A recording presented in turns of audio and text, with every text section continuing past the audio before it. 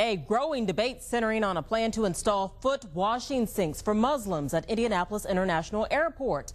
Muslims use the sinks to wash their feet before praying, and some say allowing the sinks on public property violates the separation of church and state. Cheryl Jackson joins us live from the newsroom with more on this debate. Cheryl. Well, Erica, airport officials say they are not considering this proposal because of religion. They say they're considering it because of health and safety issues.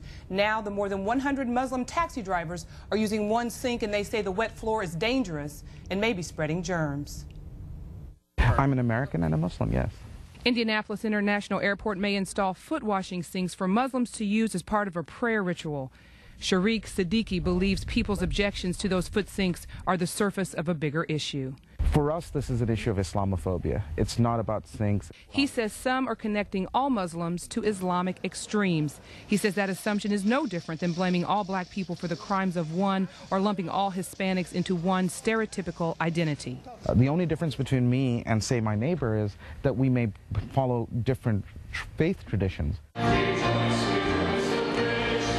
It is absolutely unconstitutional and positively discriminatory. Reverend Jerry Hillenberg's church bulletin outlined a biblical and constitutional campaign against the proposal. We are here today to address the unconstitutional use of public property and taxpayers' monies to support and promote a single religion, that religion in this case being Islam.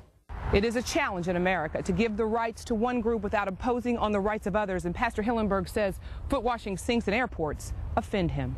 Some have tried to make this argument about the death of my son, Eric, and that I am only a grieving father, embittered because my son was killed in combat in this current war. Hillenberg's son fought and died for American freedom. He may have fought beside Muslim American. American Muslims serve in the military. American Muslims have died in the military. Many are confused by the debate.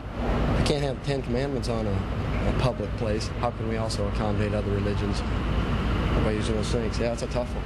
I think it's not important. It's not, they just exaggerate, they make a big deal, you know, it's not a big deal. You know? Not a big deal? This is where the Muslims wash now. So just imagine when somebody takes time to wash his hands and face, you know, and mouth, and there are like 10 other drivers in line waiting for him. Whether we have a sink or not, we have to do it. Now, airport officials say right now this is just a proposal. It has not been finalized. From the newsroom, Cheryl Jackson, 6 News.